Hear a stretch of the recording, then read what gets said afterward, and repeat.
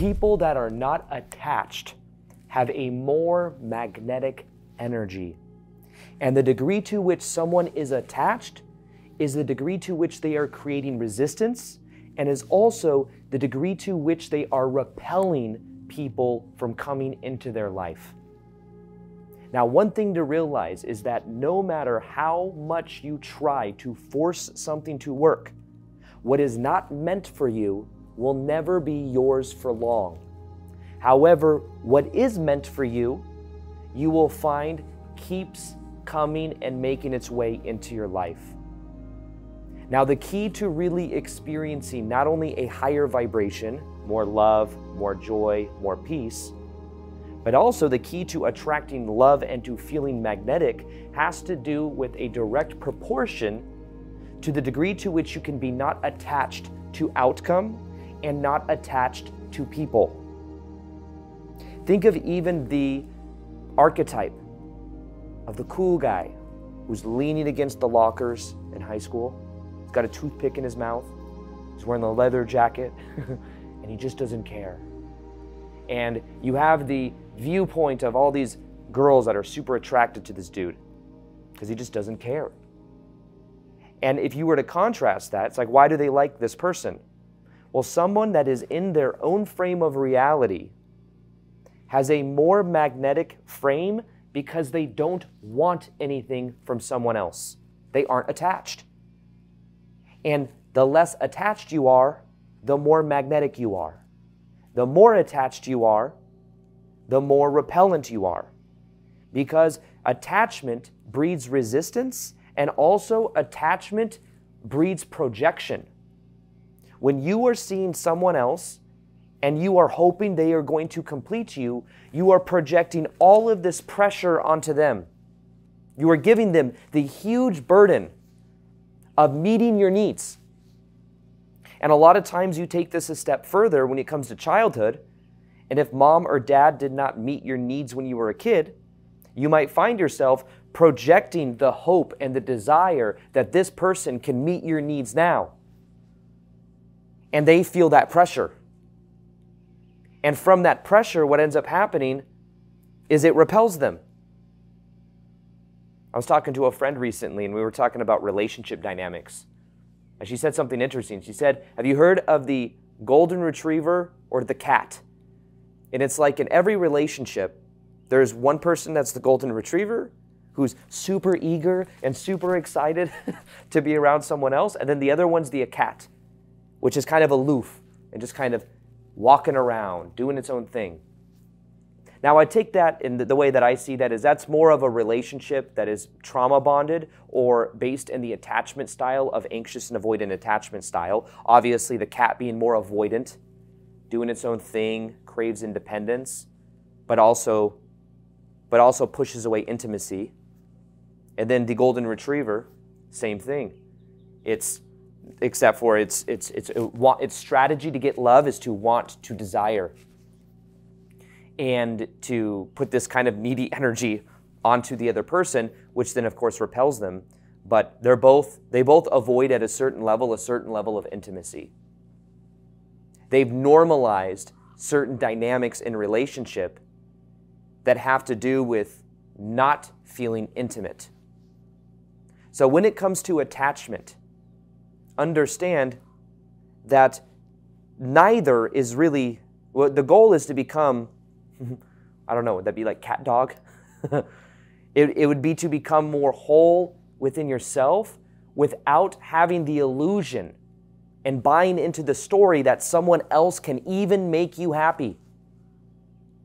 Isn't it funny how these things that we want in our life, we believe are going to bring us happiness?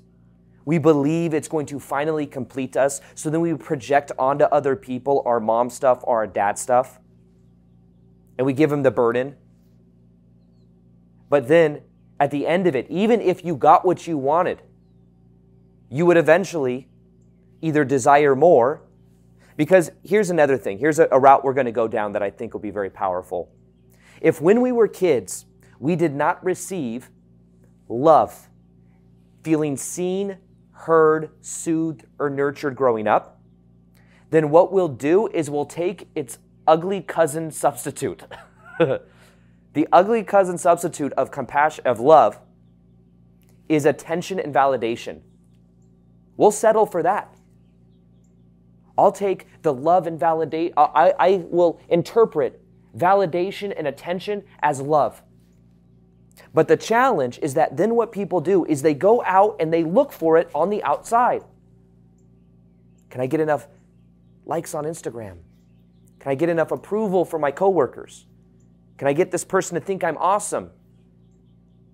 And we try to prove it. We're trying to get the validation and approval because we've settled for the ugly cousin instead of love. Now the difference too is a lot of times there's a sense of blame. There may be a story of blame. I know for a long time I was blaming because my childhood didn't have much freedom. So I'm like, this was the problem. You were the problem over here. Dad didn't do this, mom didn't do this, ex-stepmom, blah, blah, blah. Projection of power, projection of energy. And it felt, then I didn't have to take responsibility. But then, guess what? In relationships, there was always blame. This person's not doing this right. This person's not doing this right. Blame, blame, blame, blame, blame. Externalization of power. And then, of course, wanting attention and validation as the ugly cousin substitute to love. Thinking he could get it on the outside. Well, let me tell you, as someone that woke up to this probably about a year ago, I really started doing this deep work because subconsciously, there was like a desire, like if I grow my social media to a certain amount, if I add so much value to other people, then I will be so worthy. I will feel so good enough because I'll have all this validation and approval. Well, anytime you get some of it, the ego just wants more of it. It's never enough. Take that as someone that has over 1.5 million YouTube subscribers. As somebody that was like, I recognized when I wanted at first 100,000 subs on YouTube back in 2017, that was the goal. If I get 100,000 subs, I will feel validated and approved of. I'll be loved. I'm closing the loop from childhood. And then what happens is it happens in August of 2017. It's going to be so different. I'm going to go to the gym and people are going to recognize me and I'll finally feel validated and approved of. And I went to the gym that day and it's like, where's the line of people just waiting to get my autograph? And then it goes, you know what? 200,000. 100,000 is okay. 200,000. And then 200,000 comes. I don't remember how much later it was. Maybe probably a couple months because things started growing quicker. And it was like, 200,000. Wow. What about 250? That's like 250,000. And then it was eventually 300,000. That felt like a good chunk. Then 500,000. Then it was like, okay, 1 million. And by the time the 1 million come, it was a reflection for me at that point of this part of myself that I knew I was trying to feed, and I just completely was nonchalant. I was completely unattached. You know what's funny too? The best times on YouTube I've had, when everything was growing the most, was when I was the least attached. It's almost like I'm in a relationship with YouTube. And the more unattached I am, and the more fun I'm having, the better it is. I'll tell you what, the more unattached you are in relationship, the more fun you have in relationship, the more magnetic you'll be, the more attractive you are. It's funny how that works. But now the key, so we believe if I get validation and approval as the ugly step cousin or whatever, the cousin to love, but now we realize, well, it never can actually be enough because we always want more because it's empty. So instead of going for this, the key is to wake up and realize that that's not going to make you happy, that it's instead more about getting to the core and being able to receive the love in your heart to then realize that it flows through you. Like contrast these two ideas. Contrast this idea that someone is praising you. You did so good. Oh my God, you're so special. You did so good. It was an amazing job that you did the other day. How does that feel? Imagine someone saying that to you. Now imagine, instead of that, imagine you just love what you are doing. You're in the act of doing something you love and it's just flowing through you. Feel the difference of those two energies. One is attached to outcome and a superficial praise that you feel for a very short period of time until you need more of it. And the other is an end of itself. Me making videos right now, allowing everything to flow through. It's a different energy. The reason I'm asking you to contrast these two realities is because they feel very differently. Imagine you're at the top of this mountain, metaphorically, and you just achieved something. You just made $100,000. Oh my gosh, this feels so good. This temporary thing that will probably go away very soon because you'll normalize it. But contrast that with being on the top of the Grand Canyon watching the most beautiful sunset next to someone you love. They'll feel very different, don't they? One's an attachment to something happening, thinking it means something about my sense of self-worth, and the other is just present. And really what we're striving for is understanding this difference between trying to prove ourselves as being good enough, trying to prove ourselves the validation and approval are signs of I am good enough. But fundamentally in the core nervous system, what's happened is people have normalized feeling not good enough. People have normalized shame. I'm broken, there's something wrong with me. So what happens is they continue to experience that on a reflection in their life. So no matter where you go and what you do, your RAS, the reticular activating system in your brain, will look for evidence of that belief. So you go on social media, you're scrolling. You look at someone else, you compare yourself to them. I'm not as good as them. Really, they're just a reflection of the shame. You could look at that and be inspired, or you could look at that and compare yourself and then feel shame. But it's like we're constantly have this energy of shame, of believing we're broken or there's something wrong with us. And then we're attracting people and situations into our life to reflect that back. Because there's something that feels safe. There's something that feels known about that. So one of the core things that will change your life more than anything else is looking at your attachment to your own thoughts, your attachment to shame, to believing you're broken or there's something wrong with you. Because if you believe you're broken or there's something wrong with you, you will continue to act, think, feel, and act equal to that reality. You'll continue to be attached. Because you're afraid people are going to see the real you. You're afraid of what people think. You're afraid of showing vulnerable parts of yourself for fear of rejection or abandonment. Now, courage is when you have the ability to go into this wound. Now think of I know I've shared this many times in my videos, this still face experiment, but imagine a baby attuned to its mom. It's so quick how fast a baby can feel its mom withdraw her energy. It's bizarre. It's within seconds. So in the still face experiment, this will help you understand shame, and this will also help you understand attachment. Because think about it. What are our first attachments into this reality? It's our attachment to mom, our attachment to dad. It's our attachment to our caregivers. And whatever happens between us and the caregivers, we give it subconscious meaning, or we attune our nervous system to something to say, this is safe, this is familiar, even if that thing is toxic, even if that thing is emotionally unavailable, that dynamic. But in the still face experiment, a mom is interacting with their baby, everything's going beautiful. Mirroring of emotions, goo goo gaga, mom going goo goo gaga, baby pointing, mom looking, oh my goodness, there's this beautiful mirroring of emotions where the baby feels seen, soothed, heard, and nurtured. But then what happens?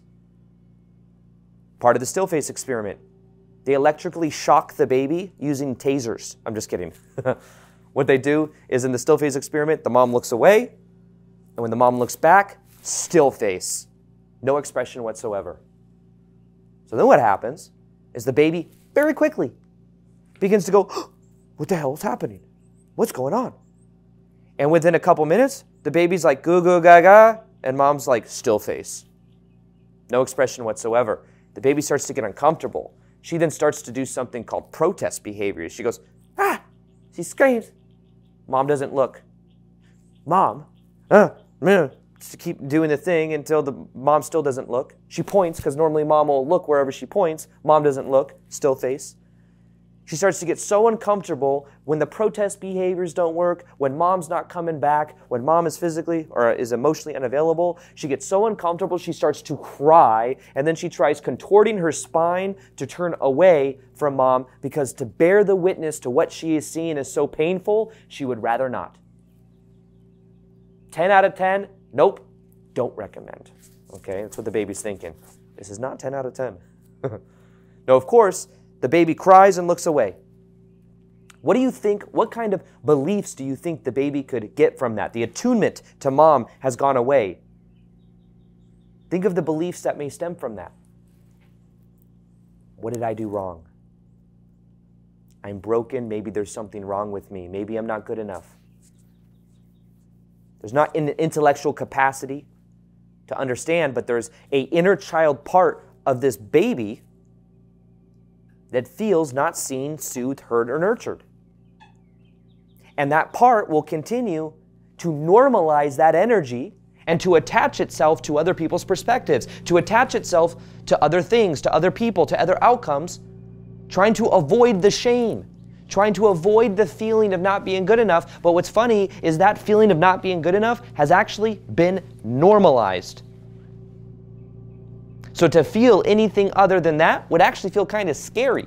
This is the weird thing. It's like the attachment is to block the feeling of actually feeling love, whole and complete. Now there's a third part to the still face experiment. The third part is that after the baby's crying, the mom re-emerges with the baby, mirrors the baby's emotions again. Goo goo, oh baby, I'm so sorry, oh, holds the baby, and the baby stops crying. She feels seen, heard, soothed, and nurtured, and it in a way balances that out. She feels good again.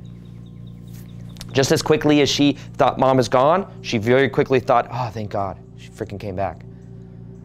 Now the thing that most people have missed, and the reason so many people are attached, is because they believe that somehow mom or dad, or if they can control reality, they can get mom and dad to come back. If you attract emotionally unavailable people, maybe you can turn one of them to become the third part of the experiment instead of the second part of the experiment.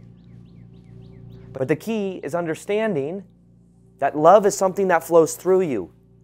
You can heal your relationship to this kind of dynamic by understanding there's nothing wrong with you, but also attuning to allowing yourself to feel love inside of your heart. Now, when I first did this, whole longer story, I don't think I'll get into it in this video, but I did something called family constellation, which is basically where you replay certain child dynamics to understand your own energy. It's a German process. And there were people, basically I had people that were certified in this process or something like that. They were like practitioners of it. And there were 4 people that were playing out the energy dynamics of my mom and her parents' side of the family. They knew nothing about me. They knew nothing about the dynamic. But the idea is that the energy is within my field, so they were playing it out. Long story short, by the end of it, I'm sitting there in this woman's arms, me physically. There's this one that looked like my mom. She played my mom's energy. And she's like laying on the floor, I'm like laying in her arms, she's like nurturing me as if, and I'm like, it took me a moment to relax because I'm like, this is kind of very different, it's very intense. But eventually, as I sank into the experience, I felt this love and also sharpness in my heart. It felt so uncomfortable, it felt painful. But as I sat with that emotion, as I sat with that energy, it began to then dissolve more and more until this expansiveness opened up. But many times what I believe happens is we've normalized certain emotions. And maybe normalizing shame. I'm broken, there's something wrong with me. Attachment is an easy way to self-sabotage. It's an easy way to continue to feel shame and not good enough because you keep believing that something else outside of you has what you think you want. Now real quick, I'm going to read from this book called Awareness. Or maybe it's called Stop Fixing Yourself. It's by Anthony DeMello. It's called Stop Fixing Yourself is the name of the book. There's 4 truths about that of attachment that completely change everything when you begin to understand it more. I'm gonna go through them quickly just to understand it, to kind of share it. But the first truth, four truths of attachment. The first truth, you must choose between your attachment and happiness. You can't have both. The moment you pick up an attachment, your heart is thrown out on kilter, and your ability to lead a joyful, carefree, serene scene is destroyed. Think about that. It's like you can have your attachment, or you can have love or happiness, but you can't have both. That's the first truth of attachment. The second truth, where did your attachment come from? Become aware of where it came from. What you'll do is you'll realize you weren't born with it. At some point in your past, something happened and you decided this is very important to me. So if you didn't receive a certain level of seen, soothed, heard, nurtured growing up, you may have decided, I want validation and approval. I'm attached to that. I'm attached to what you think. And you start to become aware of where it is, you start to realize you weren't innately born with it. It's a pattern that you picked up. The third truth, if you wish to be fully alive, you must develop a sense of perspective. Understand there are a lot of people that don't have that attachment that are very happy. Understand also that the universe is so big, when you look at the stars at night, there's so many things going on. And it kind of puts it into perspective for this little attachment. It's like, well, if I had this, then I would be worthy. If I had this, then I'd be enough. It really doesn't matter. Now, the fourth truth, there's an unavoidable conclusion that no thing or person outside of yourself has the power to make you happy or unhappy. Whether you're aware of it or not, it's only you who can decide to be happy. So a huge part of learning how to let go is recognizing that nothing on the outside is going to actually make you happy anyways. And even if it did, it'd be for like a day, and then you would like somehow want more, or be some other attachment to it. What you're really wanting to do is to open up your heart, is to be the love, to allow it to flow through, to instead of focusing on outcome, focus on being. Focus on letting the energy flow through, letting the divine to flow through. Develop a stronger relationship with the divine. And as you do that, you'll find yourself more magnetic, less attached, because you trust the flow of your life. And that's funny is when you trust the flow of your life, you're not attached to any specific person, any specific outcome. So attachment is the root of all suffering. So letting go is really a choice that you make when you realize it's just a story. It doesn't, you start self-inquiring about this. You start questioning the attachment that you have to begin with. And you realize that maybe this deeper core piece of feeling seen, soothed, heard, and nurtured growing up is something that you can begin to connect to. You can begin to allow yourself to feel love. Now, inside my free community called High Vibe Tribe, I have a meditation for reconnecting to this mother energy. It's in the section called Transformational Workshops. I'm going to go ahead and link that below, so join High Vibe Tribe if you want to experience it. I also have a whole entire $1,000 course for free on that in High Vibe Tribe called High Vibe 101. Where you can learn step-by-step how to elevate your vibration, how to heal this core part so that you can feel more love, more joy, more peace in the present moment right now, with daily meditations and all this in it. So you can check that out in the High Vibe Tribe. And then other than that, if you want to watch a video that goes deeper on this whole still face experiment, I'll go ahead and link this video right here. So empaths, people that can feel other people's energy. This is both a superpower